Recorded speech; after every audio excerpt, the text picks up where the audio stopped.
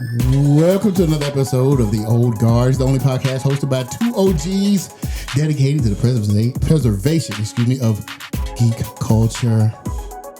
This is your boy, White Analog, and I'm joined, of course, by my cohort, Rolls Royce. Yo. He is the keeper of civility and order, of which there will probably be none in the streets when this game is released. This episode is brought to you. This episode is brought to you by the letters G, T, and A, and the number 6, and 3 Billy is another number that is brought to you by GTA 6. It's crazy. After 13 years of playing 5, GTA 6 is on the horizon. What is it? November 19th is what we're looking at? Yes, sir. Pre-sales started a little while ago, and on the first day, 3 Billy in the pockets of those responsible for the development of said game. 3 Billy. That's a B there. Yes. 3 Billy with no sign of any gameplay hitting the street. We don't know what it looks like. There's no beta out there for anybody to play. Sight unseen, 3 Billy. Y'all, that's unheard of.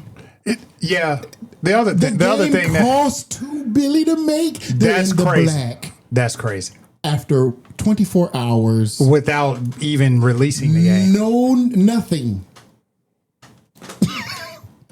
And you won't be getting a a physical copy, by the way. You're going to get nothing but digital. And if you get physical, the only thing physical is going to be the box with a code in it. That's crazy. No. That's like getting a Happy Meal with a Monopoly piece in it. Well, you know that little Monopoly piece of paper when they do those little contests. Yeah, you're gonna. Yeah. You're basically getting a coupon or something. Right. It's proof of purchase is all you getting. Right. Bruh, you getting a code. You getting a download code. Mm-hmm. That's it. That's crazy. Now, okay, man. Let's talk. Let's talk, man. Like, okay, so I don't even know where to start. I guess my question to you is. And I have my thoughts and I have my opinions. Why is this game so popular? Even before GTA Online was a thing, this game was popular. Because nobody missed the GTA release from 2 to 4 to 5. From 2 to 5, you were there day one. Yes. Pre-sale day. Remember, pre-sales back in the day was to ensure you pre-purchased the game to ensure your copy of a game that would likely sell out due to its popularity. Right. That's not a case here. This game, you'll have a copy because there are no physicals. All you got to do is have Wi-Fi or Ethernet connection. You just need the internet, right? And you can get your copy. We learned what now the incentive is for pre-purchasing it, which we can get into later. I would rather start with, again, addressing this question: why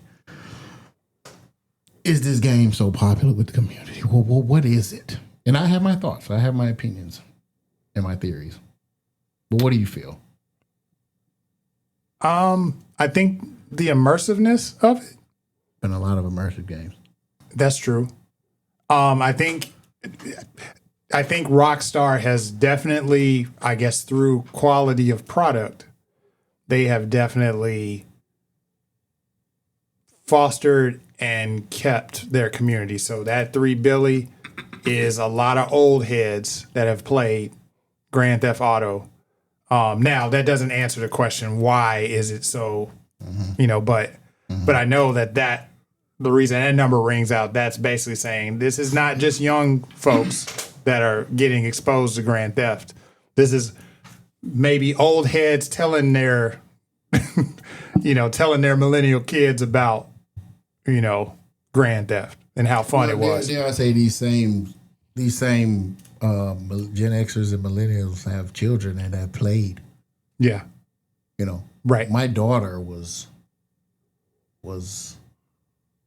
about to be 2 when 5 was released. Yeah. So Now, if you had a son that was like already around and playing video, they probably think now that they should not have been exposed to this game. well, and that was the other thing too. I think the mature content on, depending on how you look at it, fortunately or unfortunately, is the draw. That's exactly it. Yeah. That was my thing. It's the lawlessness and the inappropriateness of a lot of what's going on, I think, is what the allure is. Right. The same with like a Mortal Kombat. Like it felt it's gore. gory and violent. Yeah. This definitely is This sex pushed and violence. boundaries Yes. to the point where responsible vendors were not at the very beginning were not selling this game to children. Right. They weren't. Right. And then they just kind of stopped caring because America. It's capitalism. But so little Johnny can be,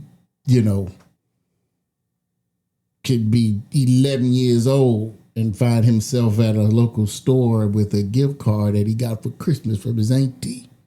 True. And can roll in there and get it, and they won't say anything.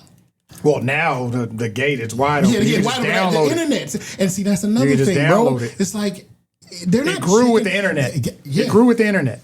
Yeah, and so, I will say that this is probably a game that has grown. Right. Yeah, and that's what I'm saying. So why do you have to get this down into the gutter to achieve this type of popularity? You see what I'm saying? That was my thing. Now that's not to say that it wasn't a good game. It's very excellently done. Right. I mean, we all know about Rockstar developers being overworked. Right. The stories are out there. Yeah. Here's a premise for 6. It says, so the two, I guess, protagonists or antagonists, if you want to look at it. Yeah. Yeah. Yeah, but Jason and Lucia have Bonnie always and Clyde. known the deck is stacked against them. Of course. But when an easy score goes wrong, Here we go. they find themselves on the darkest side of the sunniest place in America. Well, there you go.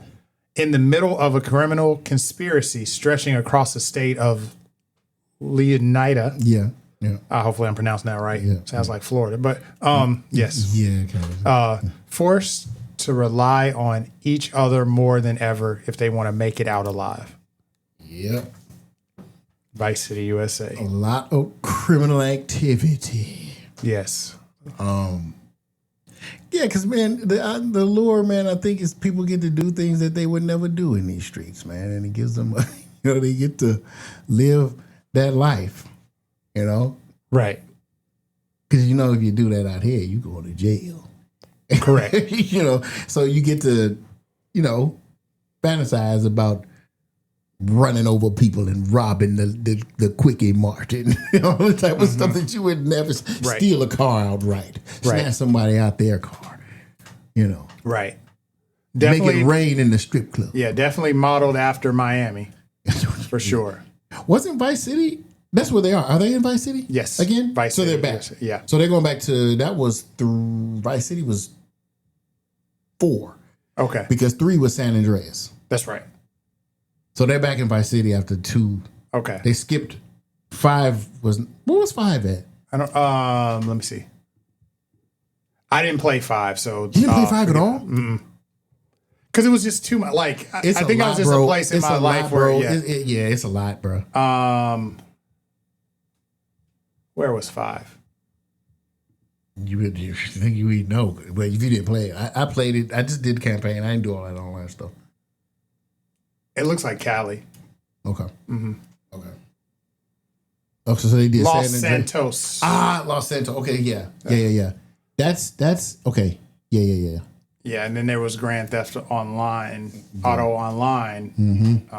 Was that the first game that had the Grand Theft Auto Online? Yeah. They did that with it. And that was what, 2013? That's what stretched it so long. That's what kept the life of it up so long. Right. And so now we're getting into other streams of revenue here, right? Yes. The model now is keep that money going after that initial.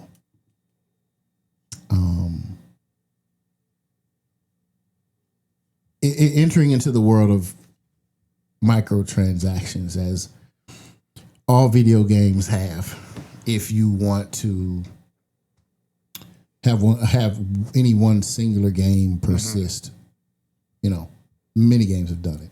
Some better than others. The first one comes to mind, obviously, Fortnite. These games have the formula. Right. The free to play, of course. GTA is not free to play, but the microtransaction part of it is something that has been adopted across the board by a number of development studios and companies. Because you don't want to just sell a game for $70 and be done, right? Because you would never be able to wait another 13 years to make another game. You wouldn't be able to do that. So you need for a game that takes close to a decade to develop, you don't really have the luxury of not doing anything in the interim. Right. Because the graphics have improved too. Yeah.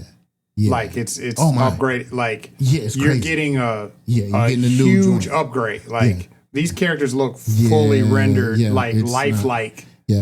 It's a joke to look at like San Andreas now. It looks crazy, blocky graphics, but now it's different. Right. But so if you're going to have a game exist in perpetuity, you better be making some money. And so, and there have been a lot of rumors on the street as it relates to how they're going to nickel and dime the gamer. And I don't know how, I've not been able to justify any of this. So, you hear me saying this stuff. This is just what I've heard.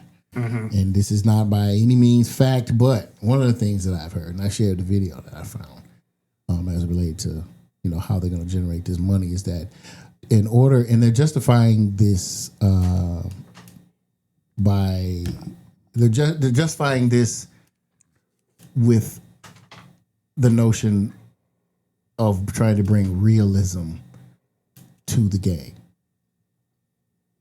In past Grand Thefts, you just grab a car and just drive, and the car never run out of gas. You just drive it, which that's not real. But apparently now these vehicles will have a limited amount of fuel, which is standard. And that's fine. You got to be able to fill your tank up. I'm cool with that. However, the way I understand it, this has just been rumored. I don't know if it's true. If it's true, then it's going to be interesting. It's going to be a case study in gaming and where we've come. But you will have to fuel your car. You need these tokens or whatever. But the tokens are purchased with real money. That's what I've heard. So if your car runs out of gas and you're broke. Not the gas, man. Not the gas. In real life, the gas. Trying to we can't even keep gas in our car in real life. I know. So they saying now, man, bro, if you can't pay to fuel your car, bro. That ain't straight of Hormuz. And the cost of said gas, I also heard this now, the cost of said gas will be commensurate with the cost of gas, the average cost of a gallon of gas, I guess in Miami, Florida, and California, which is the double. Two highest price points for a gallon of gas in the country. Now, not to derail, but why are they so high? In like California and Miami, they're coastal cities, they really coastal states. Like it there.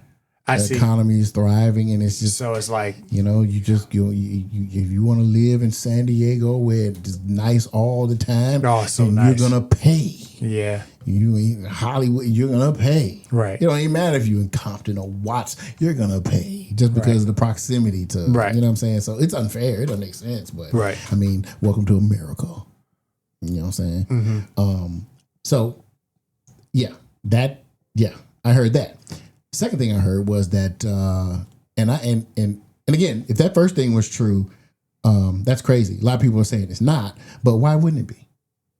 Well, why wouldn't it be? Do you think They charge for everything else. Do you think with the emergence of Fortnite that Rockstar is like, okay, we got to compete with the Fortnite crowd Well, see, I don't know with that the you- microtransactions? I don't know that you need to do that because these are two different genre of games, right? I You agree, but don't- from a business standpoint, Yeah, and yeah, for your sure. two video games, and this is something where the replay value of said game. Now, Fortnite is a little different because you just jump on and then Yeah, and you're yeah, already in a this is not- community and you can just it's whatever. But Grand Theft, after you play that single player campaign, it feels like that where you just roaming the city and going,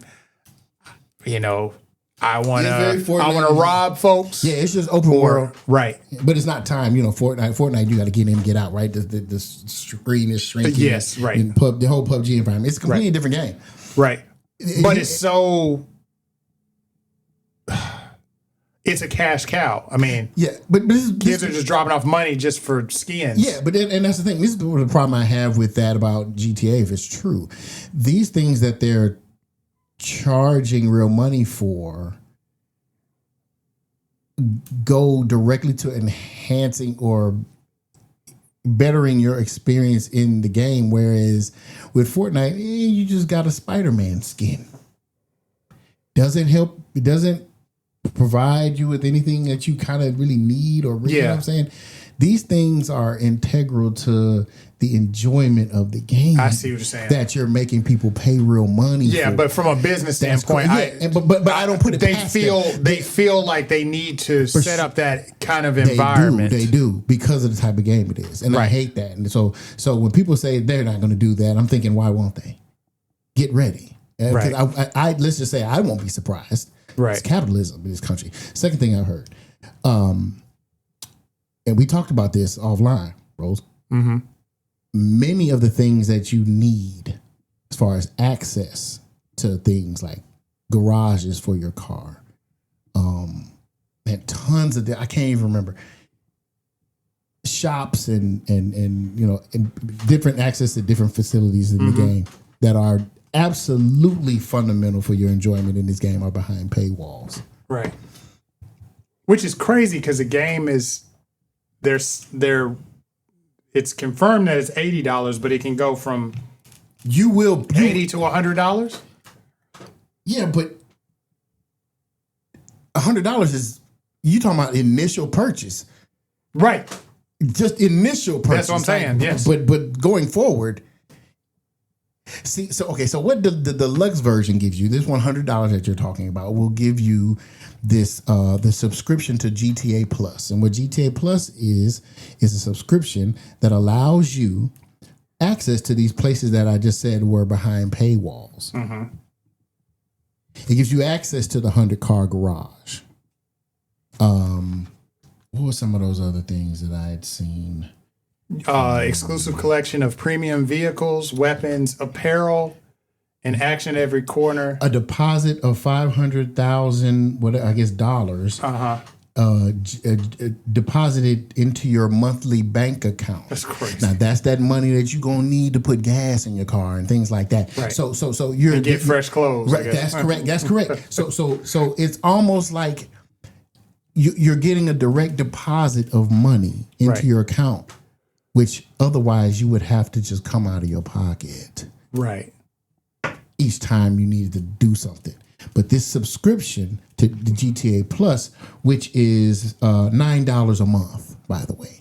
So not only are you paying for your PlayStation or your Xbox Live, whatever it is you pay a month to play online, you're paying that. And you're paying $8 to be able to eat your bowl of soup with a spoon, because the spoon is what you're paying for. Right. Now you can eat your soup. You just slurp it out of the bowl, with the regular edition. But you don't get that GTA Plus spoon, sir. Right. Until you pay that $8. Right. You know what I'm saying?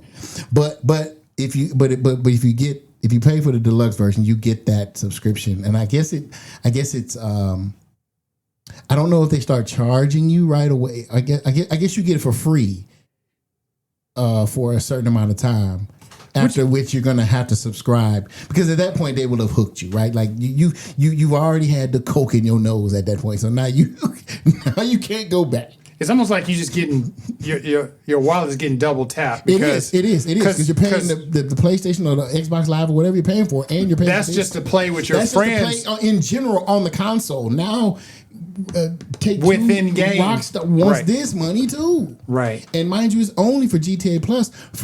Forget what you're paying for Take-Two Interactive for what you pay for 2K. Right. Forget that. So now you're paying that too, right? You see what I'm saying? Yeah. It's madness. And so what's crazy to me is, and I was joking, but I'm halfway serious. It will foster an environment in GTA where, okay, you have the haves and the have-nots, quite literally in a city and in a game where crime is the emphasis. A lot of crime is going to happen. A lot of crime. A lot of stealing. Right. You know. It's gonna be a lot of craziness just to get, you know. Now, granted, you can't steal real money, but there will be some things that younger, unemployed gamers just won't be able to have, and a class system will eventually be built. An environment will have been fostered that will separate me, a gainfully employed person. I can have anything I want in that game. Mm-hmm. I'll have my $500,000 in the bank every month, mm-hmm. and you'll see it. Versus somebody who doesn't, and it's frustrating because before I would pay for stuff like that. And they call it, when you have a job and you pay all that money for stuff for the addition, they call it whaling, right? Okay. We whale all the time, but we don't get in-game advantages. You just get cosmetic stuff. This stuff that they're offering, man, this is stuff that goes a long way for your enjoyment in the game. Right. And that's what I don't like. I don't like the fact that there's going to be a segment of gamers. If all of this is true, mind you, behind that caveat, right? If all of this is true, the gaming experience for those who can't really afford this stuff is going to be worse, because it's more than just getting, a pair of Jordans on 2K. It's more than just getting, a Venom skin in Fortnite. It's more than getting, a different color for Ken's gi in Street Fighter 6. It's different, man. Mm-hmm. It doesn't go to your, overall enjoyment. It's like you're literally going to be locked out of some stuff. Right. Because you can't pay. Yeah, there was a TikTok you sent me, and a lot of it is probably the customization part of it. Based on what they're saying, like Sarah's unisex salon, I guess you gotta get your hair done. Ride Out Customs if you want to customize your vehicle. But see, that's part of the part of the gaming, yeah. For you to feel unique in the game. Right. Like if you want to get tatted up and get the tatted sleeves, you gotta pay for that. But that is the culture of the game. And and the Ultimate Edition unlocks all those stores. Like if you don't pay for the paywall. Right. If you don't pay $100, you can't park your car anywhere without the subscription. Right. A car that you probably can't even put gas in. Yeah, and then there's like a clothing store called Stock 305. Yeah. Where you can style the clothes for Jason and Lucia. I don't know what the Shark card is. Mm-hmm.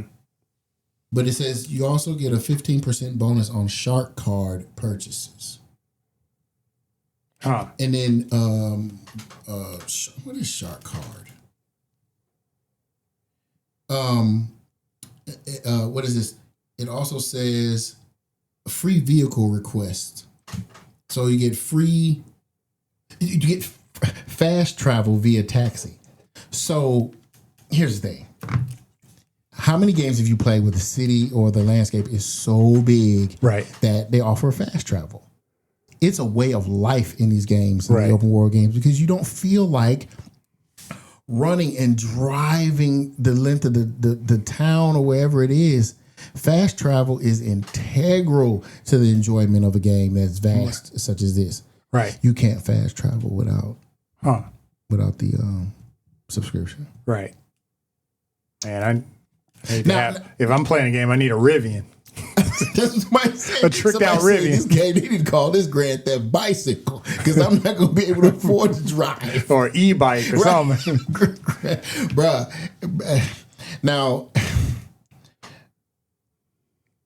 Now, many of these things that is offered as a result of the premium edition or whatever they call it, ultimate or whatever, and the subscription are online only things, is what I've heard. Which is interesting because there is no online element Right. at on day of release. That's crazy. So you're kind of paying for something that's not completely. Now there may be some stores that might be available that you have access to as a result of paying, but some of the stuff is online specific and that's not being released yet. So they're doing it Street Fighter 4 style. We're going to release half of a game. What's that 5 that did that? That was 5 that did that. Yes. Released like a fourth of the game. It was like mad unfinished and it was bananas. But yeah, and then 6 they finished the game, but then they're still just gouging you for new characters and new that's irritating. but that's always been the case though. Yeah. Even when the game was finished with the full arcade mode as well as online, competition. Yeah, that irritates me. Being a Street Fighter fan, like we know you got the cash, just drop it. I paid full price. Here's my thing. If you're gonna do that, charge me $30. Yes. Don't charge me $69.99 to play the game. Why wouldn't they though? I know. America. I know. You're gonna pay it. Why would I charge you 30 if I know you're gonna pay 70? I know. And you can't protest because everybody else is gonna be like, "Well, I'm trying to play this game." They got you. They got you. And it's a cold game, man. Yeah, it's a cold game. I mean, they got us now, $3 billion. And I haven't bought mine, but there's no rush. Now, there's no rush. There's a lot of people angry that there's not a physical disc. Yeah. Why is it? Why is there not a physical disc, or why are they mad? Why are they mad that there's not a physical? Because they're just purists out there that don't like ebooks. They want a book. Right? But even the physical game doesn't even have the books anymore. I'm talking about if you're a reader. I'm switching gears. Right. If you're a reader, you like novels. Right. You don't want an ebook. I see. I got you. You don't want an audiobook. Right. You want some people are just purists like that. I want the book. Some people want they want the vinyl. They want the disc. They don't want MP3s. They want, you know what I'm saying? There's always a group of people like that, which I don't really understand the point of that. That's just more mess I got to make room for. I'm all for all digital, man. I've never been. But I think the biggest hang up is that they feel like there's no true ownership because gaming is going in the direction now that they can delete stuff. They don't like the fact that they don't have it in their hand. I agree. You see what I'm saying? And your ownership goes as far as they want it to go. And that was made evident. This just happened maybe a week ago.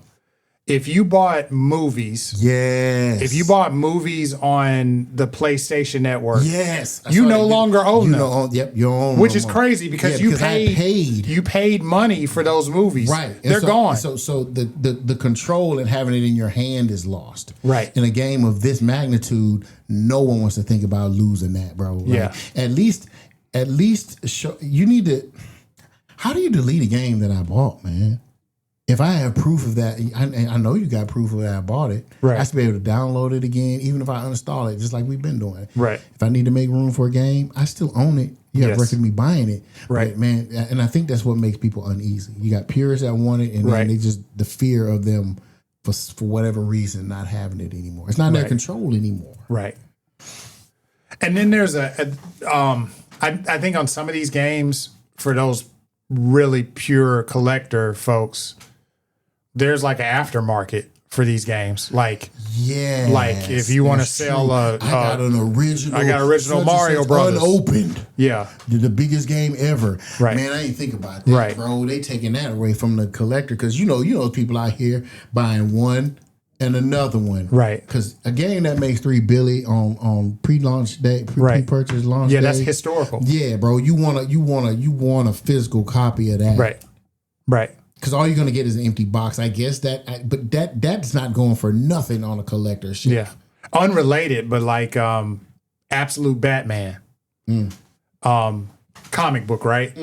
they just announced that they're doing an animated series that. based Yeah, on yeah. that. And the comic book, the physical comic books price shot straight, Right. just astronomical. Right. Yeah, So, there's nothing for a collector to have. There's nothing in it but a code.